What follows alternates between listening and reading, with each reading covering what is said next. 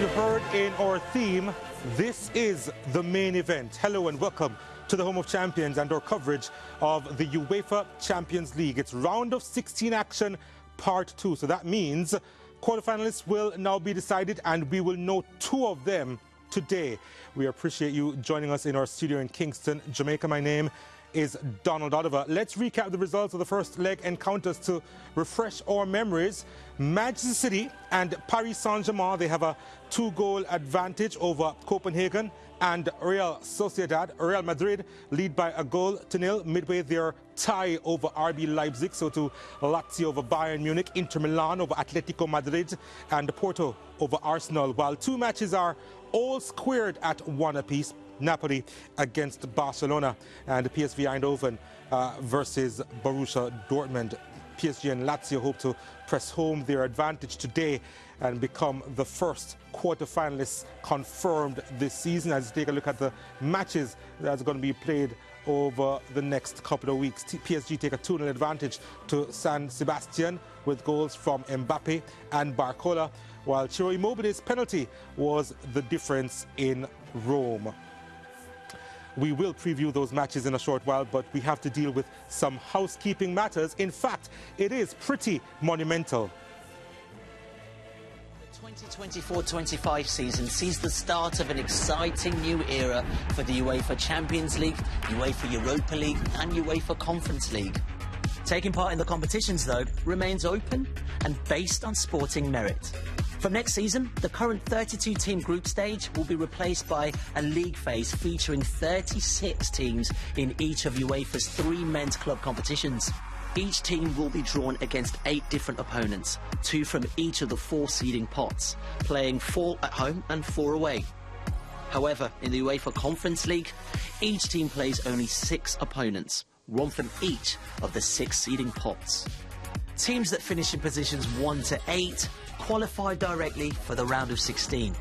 Teams ranked 9 to 24 must face each other in the knockout playoff round to join the top 8 in the round of 16. Teams in positions 25 to 36 are eliminated from all competitions. In the knockout phase, all ties are contested home and away, culminating with a single-leg final.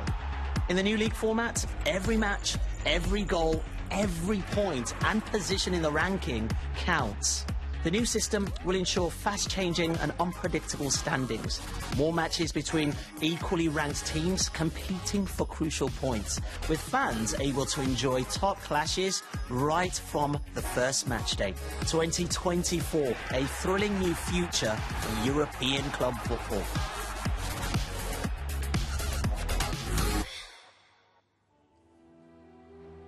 Interesting and exciting times ahead with the new format in Europe's top club competitions.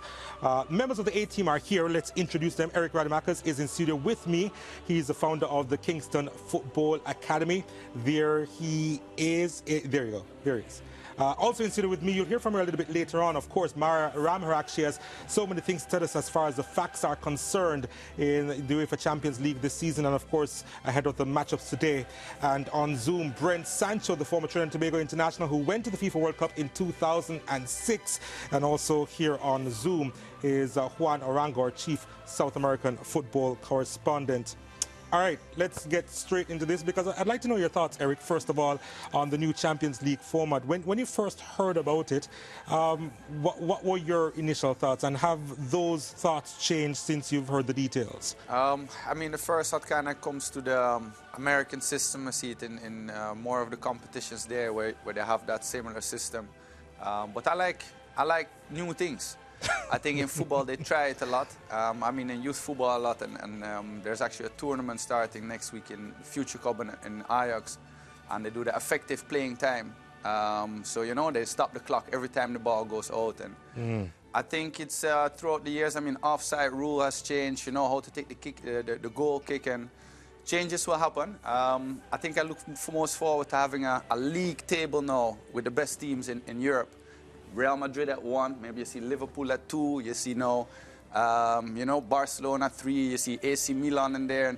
So it's nice to see actually a table throughout the season with the best clubs in Europe that are in the Champions League. Brent, are you equally as excited about what's happening here? Well, I think when I first heard about it, they've been talking about this for quite some time. The song all about the Benjamin's baby started for some reason ringing and reverberated in my head.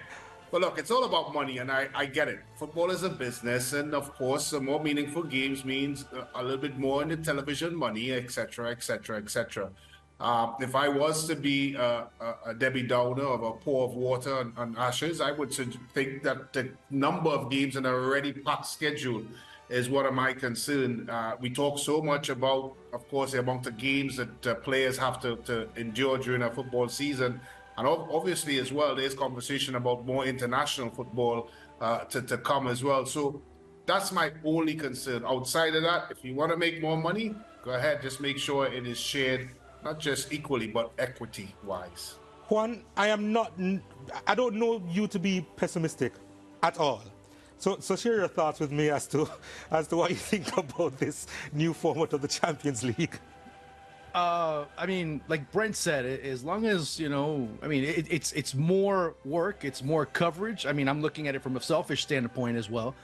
But what about from a calendar standpoint? I mean, we have to start seeing when these matches are going to be played, how many of them are going to be played, and how much of a turnaround there's going to be. Does this mean that there's going to be more money in which teams are going to invest in deeper squads? Because many of the teams that are going to be playing in these types of tournaments are definitely going to have to need deeper squads, are going to have to need more numbers, are going to have more extensive salaries. Now, is it also a counter to the Super League? That, to me, ends up being a big question mark, which it ends up being because if you start seeing how things have gone the past few years, they've always looked for a way, or UEFA, FIFA, and many of the top organizations throughout the world have looked for a way to counter what the eventuality of a Super League or a World Super League, as John Texter was saying a couple of days ago. But to me, I mean, it's different. I'll have to wait and see to really give a complete and really more overall well-rounded result. Or answer, I should say. But for the most part, I have to wait and see. But in the first instance, it was that. It's, okay, how much more of a grind are the players going to have? Yeah, I mean, I'm sure we're going to have this discussion on a regular basis in the near future as we come closer and closer to the time. But that's all the time we have for this discussion in this show. We're going to switch our discussion to the matches today, and we start with Bayern Munich against Lazio.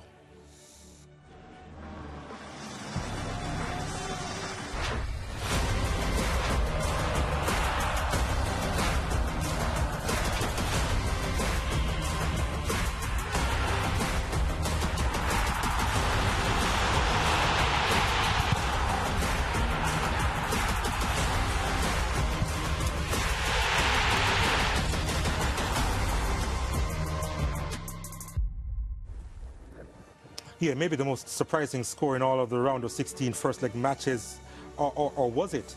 Let's reflect. Lazio against Bayern. Strikes. Well, they went round the houses, but they nearly found a way through. Muller. One-touch football all the way, and it's over the top from Musiala. Having a look at Isaksen's run. And Kidd missed it. Gustav Isaksen. Just the slight hesitation is what cost him. Not enough on that pass from Anderson to Immobile, but he's wriggled through anyway. Can he find Isaksen? Can he find the net? It's deflected behind by Upamecano, but the referee has pointed to the spot. And it's a red card for Deo Upamecano. Immobile beats Neuer. Lazio 1, Bayern Munich 0. Listen to that Roman noise. And their beloved Lazio will take an advantage to Munich for the second leg. I'm still confident. It's only one goal. You know how quick it goes in football, so... Yeah, we do know how it goes in football, right? And Bayern, they are back home at the Allianz. So the question is this going to be straightforward for Bayern? Because it is just a one-goal deficit, Eric. What are your thoughts on this second leg here? I mean, it can go quick in football, you know. By the end of this match, Tuchel can be fired. And that's really quick. So, no, I mean, this was the interview right after the last match. But when we saw Bayern over the weekend, dropping points again, there's just so many things. Musiala comes out and is mentioning that he doesn't want to extend his contract. He wants to leave Bayern. So there's just a lot of elements from, yes, it's a 1-0. Yes, you're playing at home. I would actually say Bayern is probably the favorite in most of the other seasons. But looking at them internally and the problems that they have, it is going to be a challenge for Bayern to put their performance on for the full 90 minutes. Brent, Bayern, they are vulnerable because they've already come out and said that Tuchel will not be there for next season. And there's a high possibility that after this match, if they lose, he's gone immediately, so he won't be able to see out this season. I've never seen Bayern Munich this vulnerable. So with that in mind, their mindset ahead of this second leg, how do you see them performing here? And to add to what you've said, it's all self-inflicted, isn't it, really? I mean, some of the decision-making in Bayern is mind-boggling. I mean, you look at some of the players that they allowed Thomas Tuchel to bring in, and I will name names, and Eric Dyer, who can't even get a kick at Spurs, and he's there at Bayern Munich.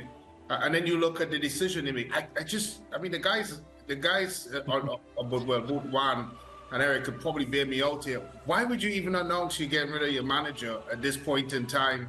Of course, and what is happening in terms of the culture and what's going on in the dressing room. Why announce that now? Why do that? If you're firing the guy, get rid of him, get a new manager in, and then start to put things together. So when you look at it in a totality, if they lose today, it's all self-inflicted. They've done this to themselves with all of the crazy decisions that they have made off the field. And I've said that in the backdrops of how well a football club, how well run a football club Bayern Munich has been since inception. So you're right, they're at their most vulnerable, they're at the worst and they're the lowest at the low. And if Lazio can't take advantage of that, then Lazio themselves don't deserve to be in a competition. Juan, your thoughts on the matter, because as I said before, I've never quite seen Bayern like this. The culture used to be fortified. Their mentality was up there. They would progress so far in Europe on a regular basis, but behind the scenes, there's a rotting there that's seeing them now performing so poorly on the pitch. Mm-hmm. I'm disappointed in you guys. You guys, I guess, forgot about the FC Hollywood days, didn't you? But let's also go back and start saying, you know, I'm gonna on this one, I'm gonna also bail Brent out. You know why? Why? Eric Dyer's starting tonight. So there we go. As far as in terms of decisions, that's number two. Number three, you have a group of players that are on the that will most likely be on the pitch, and Jamal Musiala. Not only Musiala, Alphonso Davies already wants out as well. He's already basically with 1.5 foot in at Real Madrid. So let's start looking at it from that perspective. But overall, it's been a team that's been in complete and utter despair and disarray so far this year. I mean, there's no other way to say it. So much so that you bring in Harry Kane, who's looking to end his drought in terms of trophies. And it seems that Bayern will end up being trophyless for the first time in 12 years in Harry Kane's first season. So I guess, as I used to say at one point, Spursy? Yeah, it is kind of Spursy over at Bayern. So the Spurs man has come in tonight, Eric Dyer, replacing Aubameyang. That's a big loss. Yeah. Him picking up that reckless red card in the first leg. I mean, how did they defend against this Lazio team? I mean, they did relatively well in the first leg, right? I mean, they conceded the penalty and stuff like that. But like, how do you think they're going to be approaching this one at home? It's also not just Eric Dyer, it's De Ligt as well, who's coming in, who's not been a starter over the last few weeks. Yeah. So I mean, Tuchel is a fan of him. We see they have trouble playing for 90 minutes with a defensive focus and discipline. And I think even in the last match, although they played pretty good defensively, it shows again that at some point you will see with Guerrero and Kimmich on the left and right, Pavlovic, Goretzka in front. But De Ligt and Dyer, if you have a new centre-back duo in a club that's unstable, De Ligt already has proven a lot of times to make personal mistakes. I think it's a matter of being Lazio ready for those moments to capitalize on it. But I do feel there's going to be some mistakes in the back. So is a discipline, keeping each other sharp for the full 90 minutes, the transition moments, making sure they're on point, what they have to have a lot of focus on. Yeah, it is a big call, isn't it? That starting lineup that has been selected by Tuchel, if it backfires, this is possibly his last game as Bayern Munich's head coach. I mean, you know, one of the things I wanted to point out, as Brent says, with the coach, how they kind of dealt with it. We see it at Liverpool with Jurgen Klopp, but it's a complete different scenario when you have a coach after a good period, decides he's leaving. And at Bayern, it is a bad season, a bad scenario, a coach who's kind of not really sure and getting fired. So I think that whole approach, as Brent said, is something that has not helped everything that's happening now, including Alphonso Davies and Musiala announcing we don't want to continue. Well, it is all doom and gloom as far as Bayern is concerned, at least heading into this matchup. But as far as the studio is concerned, it's bright and sunny. Mariah has joined us in our studios here in Kingston, Jamaica. And I know that she has some interesting facts for us. Mara? Yes, thank you so much for that introduction, Donald. And I will also be able to make the Bayern Munich fans happy when I'm finished sharing these numbers with them, because based on the numbers, it's not all doom and gloom for them. So in this segment of Mariah's Match Facts, I bring to you some very key numbers surrounding the Bayern-Lazio fixture. Donald and team have just highlighted Bayern's defensive issues. Now, despite Lazio leading Bayern Munich by 1 goal, Bayern would not feel too troubled. This is because, according to the numbers, Bayern have not lost any of their last 13 Champions League home matches. They've had 10 wins and 3 draws. In fact, in the last 22 matches since the beginning of the 2019-20 campaign, they have only lost 1 match, winning 18 and drawing 3. So the past numbers are in Bayern Munich's favour. Can Bayern continue their good run of form at home? We'll wait and see. Now, with regards to Lazio, the match facts align to the narrative that Lazio struggles on the road. They have won just 1 of their last 12 away games in the Champions League. They've lost to 7 and drew 4. For this season's Champions League so far, Lazio is 3rd in clean sheets with 3 clean sheets. Inter leads with 4 clean sheets and Real Sociedad 2nd, also with 4 clean sheets this season. So the question for you, Donald, do you see the numbers bearing fruit? Can Bayern overturn the 1-goal deficit if Lazio's poor road form continues? The question is for me. No, I'm not the expert here. I'm going to be throwing it in. What do you think? Listen, I just think that Bayern's goose is cooked. But there's something about the Allianz Arena that sees them coming up trumps, and I don't think that they would necessarily be playing for Tuchel, but there are players there that are hungry to prove a point. Even the players who are in the starting lineup, like De Ligt and Dyer, and of course Kane, who has gone to Bayern for a trophy. But enough of Bayern at the moment. Let's talk about Lazio, because the question is, Eric, do you think that they can pull off the upset tonight? It's going to be a challenge. I mean, Mariah just gave us the numbers. We see Lazio isn't great on the road, but they don't need a win. Yeah, exactly. So I think it's a comfortable position where they're in the best position they could in. They won at home. But it's definitely not going to be easy. They're going to have some attacking thread to make sure that Bayern doesn't become dominant in this game. Because if the players do somewhat get together and play, find a motivation to play for, you have, as I say, in Kimmich and Guerrero, 2 wing-backs that can be very attacking and join there. You have Kane as a super striker that can work with those crosses that come in. And Musiala is in a top form. He scored a goal over the weekend where 4-man couldn't stop him. So it's very crucial for Lazio to have some attacking threat so they can kind of push them off and have that defensive discipline, which I do think that the Italians are known for. Brent, the DNA of that first leg performance, what do they need to implement in this second leg from that first leg, you feel? Structural discipline, tactical discipline, making sure that they are very well organized and making sure that they don't make individual errors. Of course, that's something the coach can't coach. But in terms of from a coaching perspective, I think if they are, well organized against a very fragile Bayern, of course, confidence, they can do well. And they have to play this game in segments. They can't look at it in a stretch of 45 minutes. Every 10 minutes, 15 minutes, make sure you do all the proper things, and then you go again for another 10 minutes. Very fully concentrated. I do think they can pull it off, but they have to be almost at their 100% best, or even better than what they were in Italy to get a result, whether it's a draw or win out of Bayern and the Allianz. Juan, how do you see this going in terms of the type of play we'll see from both teams in the second leg? Well, obviously, I mean, I'm not saying anything revolutionary here with Bayern having to be the team with the onus on them. They have the obligation to go out and win by more than 2 goals.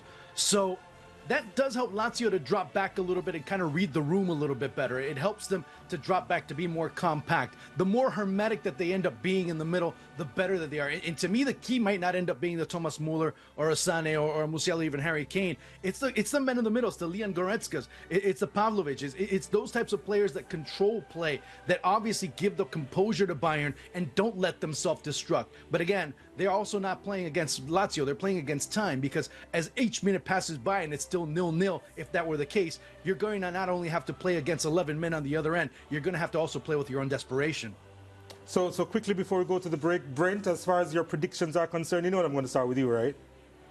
Yeah, I don't mind. And despite everything that I've said that's bad about Bayern Munich, I still think they're going to win because they're Bayern Munich. And that's how it goes.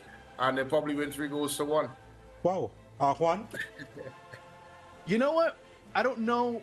I was going to do it. I wasn't sure what order I was going to be in. And my mother always told me never bet against a man wearing Lucky Charms green as a shirt. So I will have to go with whatever Eric says. And I'm probably going to have to read his mind. And I think he'll probably end up saying Bayern 2-0. Yeah. You know, as Brent said, Sancho and Mariah said, the numbers don't lie. But I like to believe that this Bayern is not the Bayern we saw when those numbers were created. So I'm going to go for a 1-1 draw and Lazio continue. Did you say you'd like to believe? You'd like to believe that it's not the same Bayern? I mean, Bayern has won 11 years in a row. You know, and we saw even last year in what way. At some point, we have to realize that, you know, it's new time for a new chapter. And I think the time is now. I wonder what Maria thinks. Yeah, I think Bayern is going to walk away with this one.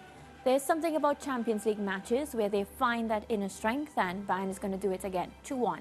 All right, when we return, our attention will go to Spain as Real Sociedad hope to overturn a 2-goal deficit against Paris Saint-Germain. Stay with us.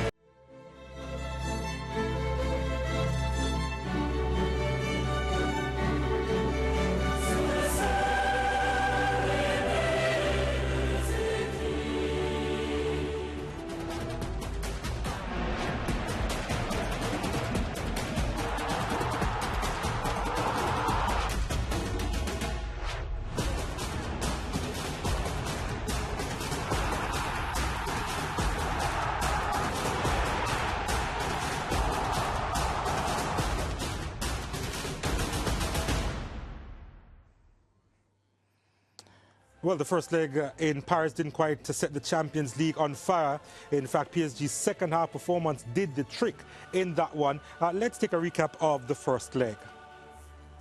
First chance for Mbappe to stretch out, and he's been defied by Alex Romero. That's Mendes. But he know what a hit that was. In by Dembele, met by Marquinhos. Mbappe finishes. It's the breakthrough which PSG were craving. Mbappe got one, looking for two. He's thundering the shot against the crossbar, tipped onto the top by Alex Romero. Barcola through on goal and scoring PSG's second. Romero beaten and Real Sociedad heading towards defeat. If someone tell me after the first half we are going to win 2-0, I'm going to dance 2 hours. And I believe that he did dance for a couple of hours, because after the first half display by PSG at home, the question is, Eric, were you surprised by how it ended, the scoreline 2-0? Because we figured at the time that it was an insipid performance by Paris Saint-Germain. Yeah, I mean, I think from both sides it wasn't great in the first half. So it wasn't expected at halftime that they turn it up, but they do have the quality, you know, and they do have a certain expectations that make the players go in the dressing room and realize, look at each other, this can't work for our level. So, you know, the good teams can turn things around, and that's what they did last match. You're impressed by that, Brent? Yeah, look, I think if they play anything like how they played in the second half, they being PSG, they would come away comfortable from this tie. You know, I just wonder what this whole Kylian Mbappe fiasco, you want to call it that, impact it would have. Maybe not in this time, but as it moves forward in the Champions League, because here's a player that certainly is moving away from PSG. We've seen in the domestic competition, he's been benched, yanked at halftime, and all sorts. It looks like it's a bit of a mess in the locker room. How much does that impact the rest of the players? I'm just keen to see it. And I think the first 10 to 20 minutes of this game may give an indication as to how much of an impact that has. Let's talk about L'Oreal for a second, because for a time I thought that they were pretty much doing their job, although we figured that they were playing within themselves and in their shells, PSG. So was it more a matter of L'Oreal doing something right in the first half of that first leg, or PSG just didn't show up? And if it's a matter of L'Oreal doing something right, what do they copy for the second leg? Well, one thing they shouldn't copy is not shooting on target. They had 0 shots on goal. They created very few opportunities. If we saw the highlight reel, it was basically all PSG going forward. Now, whether we like PSG and how they played or not, whether they played great or not, whether they impressed or not, that's another story. But they at least were the team that went forward against the Real Sociedad side and said, well, let's drop back and see and wait and see. And really, you didn't see a very effective performance offensively. I think that's more indicative of that match than PSG not playing well. At least PSG made an effort going forward. Now, all this being said, the insertion of Geraldo Becker, Andre Silva coming off, will probably be a little bit more important for this team in terms of the creation of said opportunities, or at least the definition of said opportunities. We'll see if that happens. Oyarzabal in particular, Juan, talk to me about him. He's back fit and scoring. Would he be the one that would lead the charge here? Well, he's going to have to be one of those. If not, you're going to be in trouble, because you definitely need more goal-scoring production, or at least opportunities going forward. That's all I'm asking for, opportunities in front of goal to create and maybe try and put Gianluigi Donnarumma in some type of duress, which they didn't do in that match. That ends up being one of the big difference makers in all of that encounter. They'd have to show the ambition at home, though, because they are at home, Real Sociedad, Eric. I mean, I thought when the match was announced back in 2023, still was very excited about this one, but we've seen the form from Real Sociedad go down. Yeah. They have lost the last 3 matches after the Champions League match. The last 3 matches they have lost. And the only thing I think they can be happy about, as was just mentioned, Geraldo Becker is back in the starting lineup, who have speed, so in transition you can do something. And you have, of course, the captain is back on the field. So that is something to hold on to when they play at home, but they have to put some more emphasis on getting back to their game and creating chances, having a lot of fun, entertaining, attacking football. Because as we see here, they lost the one on penalties. You could say that was a draw. But they need to get back into that winning feeling again that they had in the first part of the season. Yeah, because they haven't really been experiencing it. Again, we are going to be transitioning from the doom and gloom of a club to the bright lights over Mariah Ramarak at the moment. She's back with us in studio, and I know they have a few more facts for us. Mariah, tell us about them. Yeah, thank you so much again for that, Donald. Well, this time we're focusing on Real Sociedad and the Paris Saint-Germain match facts. So, Real Sociedad have scored just 3 goals in their last 7 home games. Real Sociedad line up with their confidence bruised after suffering 3 consecutive defeats, including the demoralizing penalty shootout. Well, they will go into this match, of course, feeling as if their confidence has been bruised. And Donald, with regards to PSG now, a lot of eyes will be, and Brent mentioned this, it will be on the likes of Kylian Mbappe. Mbappe is rumored to leave the club at the end of the season. Well, what do the numbers say?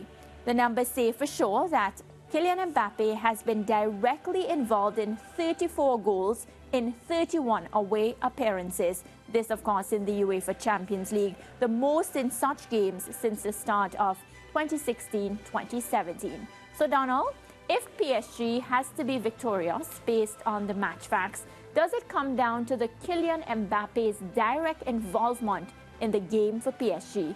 Because remember, based on the numbers, he has been directly involved and they have went on to be successful. Yeah, again, Mara putting me on the spot, but I guess it all depends on if he's going to be there after half time, Eric, because he might be sitting in the stands and watching them. I don't know. But yeah, I mean, I think Mbappe motivation, I will get back to it, is gone from, you know, PSG, and he just wants to show the world, I'm the best player in the world right now. And I think he has that potential. So every minute he's on the field, he's a danger, as Mariah says. The longer he's on the field, the more likely PSG is going to score.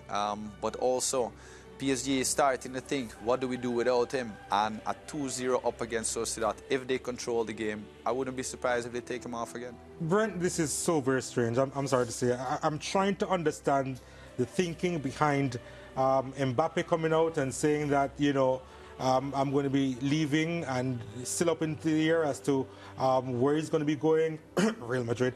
But the point is, the psyche of this team is under real pressure here, especially what's been taking place in the last few matches where they haven't been playing with Kylian on the park. And let me put a disclaimer. I didn't know Mariah was going to read about Mbappe, but interesting facts. So when I said what I said at the start of it, it's a real problem. I think it's okay for a player to probably announce. I mean, I prefer not to do it during the season. I think what is strange is what has happened since then. When you look at his playing minutes, being yanked at halftime, being benched, it's for PSG to be successful in the Champions League, they're going to have to ride the tailcoats of Kylian Mbappe. He's going to have to be superb, and that's the only way they can win. So I don't get why they are doing that. It may suggest to me, from my experience being in the locker room, that they think that he's a bit of a cancer in the locker room. And because of the announcer, because of his attitude, maybe towards training, the way he is inside of the locker room, that they prefer not to have him playing games. Well, if he is a cancer, put him to train with the second team, because it does not make sense the way they're using him now. If he's there for the rest of the season, utilize him to his fullest and try to win as many trophies as you can. Yeah, that's my thinking to Brent. And I wonder if you agree with that, because it's similar to what we saw at the start of the season, right? Because he wasn't playing then, and all of a sudden he was brought back into the fold. And this time, the way how he's ending, it just can't be good for them. I'll give you one example where I'm going to go and take the contrary notion, okay? A couple of weeks ago, PSG's losing towards the end of the match against Stade Rennes. They're losing 1-0. What does Luis Enrique do? And everyone's like, what? Why are you doing this? He takes out Mbappe, brings in Gonzalo Ramos, and then Gonzalo Ramos scores the equalizer to salvage a point against Stade Rennes. So there is that as well. Let's not make it say that as soon as Mbappe steps off the pitch, the team completely falls apart. Now, that being said, you do need a player like him on the pitch as much as possible, as close to the 90 minutes as possible. Also, keep in mind of the dynamic of the dressing room. He's leaving. He's already announced he's leaving. So that's already closed. There's closure there. So you're not going to be going into April, May, and maybe even June thinking about where's he going to go? Is he going to stay? Is he going to go? What's going to happen? Well, that's also important too. But also Luis Enrique is trying to say, by the way, this is my dressing room. And we've seen him throughout his managing career, how he's been. And he does not mince his words regardless of what language you're speaking. So that's interesting. Also, kudos to Mariah to make you the first person in history to ever make you blush with getting this on camera. You know what?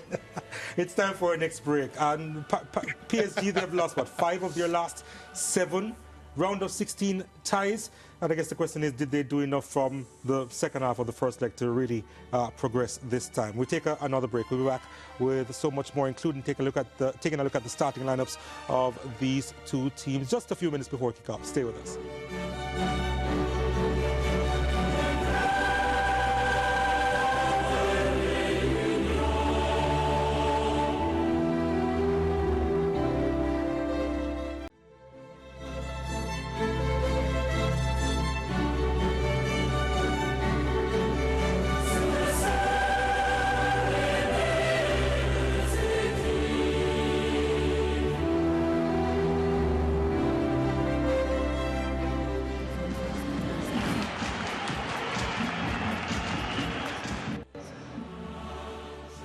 Yeah, it's a big match coming up at the top of the hour.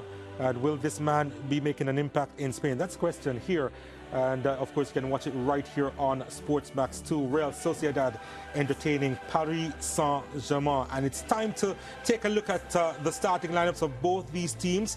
And I suggest that maybe Real Sociedad will be going with a 4-4-2 formation. Let's see come up shortly. But Eric, your thoughts as we wait on that, your thoughts as to how they should approach this, because they have to be scoring goals today. They have to be creating the chances.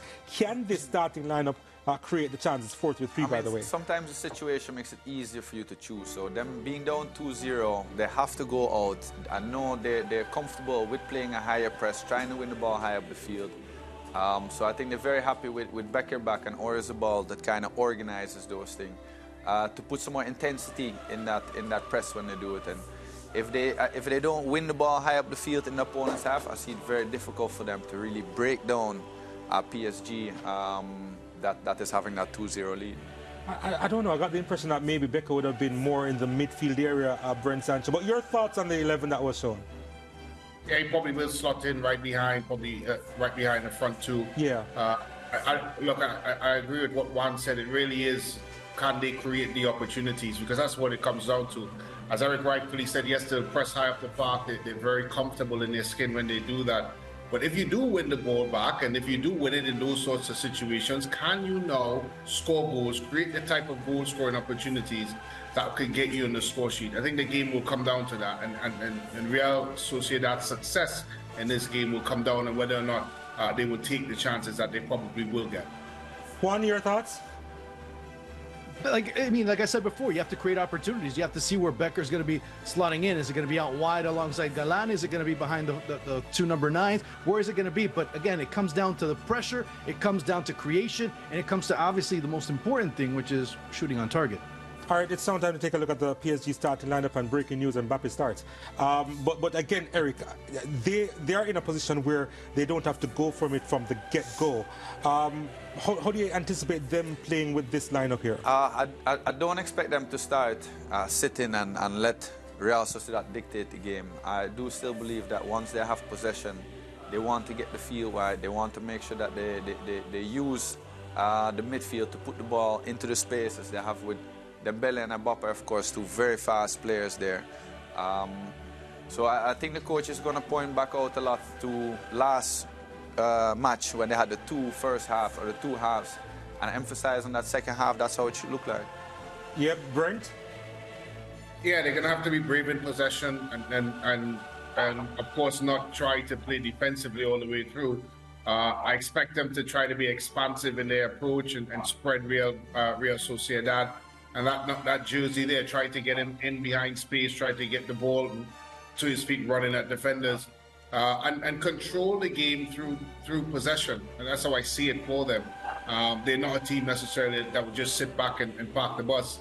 But I do feel that they'll try to possess the ball and by that, taking the sting out of the game and more importantly, controlling the football game. And one, they certainly can't start this game as they did the first leg, can they? Because they are away to Real Sociedad. They can't afford to make that mistake. You know what? It's interesting that I just saw a stat that PSG haven't won away from home in Champions League in their last 4 matches. And it could be 5 today, and they still can advance. So, so for them, it's not just a matter. I mean, we talked about where the pressure and everything else that has to occur on Real Sociedad's side. You can regulate a bit when it comes to PSG. And don't look at Mbappe necessarily. Don't look at Dembele. Look over at Bradley Barcola, who did score in the first leg. He'll have a lot of space. He'll have a lot of room to operate on that left side. So the left side could be a major difference for PSG whenever they're going on a counterattack, or not even that, when they ever have possession and really want to make a difference. That's where they can be the most revulsive in terms of offensive creation. Eric, I'm going to start with you in terms of predictions. What are you thinking here? 2-1 for PSG. 2-1 for PSG. Brent? 1-1. For who? I'm kidding. Juan? You know what? I said that before. Brent said 1-1. I always go against Brent. I never go against Lucky Charms, so I got to go 2-1. And Mariah? You think it's going to be 1-1? In favor, of course, of PSG. It's been fun. It's really been fun in here. What did you choose? It doesn't matter what I choose. We're going to join our feed right now. It's going to be a big one here on SportsMax too. Go. It's going to be a big one. Stay tuned. Of course, you can watch the Bayern Lazio game on the SportsMax app. But right now, we're going to be throwing to our feed in Spain. Real Sociedad hoping to overturn that 2-goal deficit against Paris Saint-Germain.